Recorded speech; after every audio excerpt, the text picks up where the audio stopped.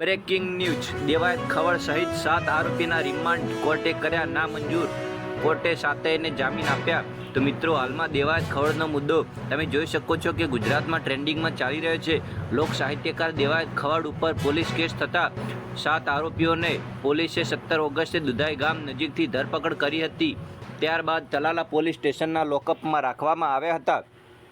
જ્યારે આજે સોમવાર એટલે કે 18 ઓગસ્ટના દિવસે તમામ આરોપીના મેડિકલ ચેકઅપ કર્યા બાદ રિમાન્ડ મેળવવાના આરોપીને કોર્ટમાં રજૂ કરવામાં આવ્યા હતા, જેમાં પોલીસે 7 દિવસના રિમાન્ડની માંગ કરી હતી।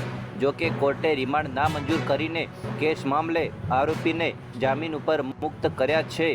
મળતી માહિતી મુજબ દેવાયત ખવડ અને ધ્રુવરાજસિંહ ચૌહાણ વચ્ચે વિવાદ મામલે કેસ નોંધાયો હતો, જેને લઈને દેવાયત ખવડ સહિત 7 આરોપીની ધરપકડ કરાઈ હતી।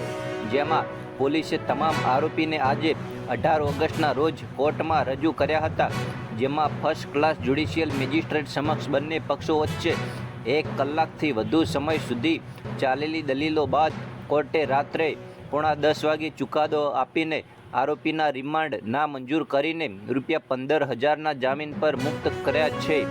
તો મિત્રો, પોલીસે દેવાયત ખવડ સહિતના આરોપીની 17 ઓગસ્ટના રોજ ધરપકડ કર્યા બાદ તમામને તલાલા પોલીસ સ્ટેશનના લોકઅપમાં રાખવામાં આવ્યા હતા, જેમાં ડાયરાના કલાકાર દેવાયત ખવડે રાત્રે લોકઅપમાં પાવભાજી અને દાળ ભાતનું ભોજન લીધું હતું।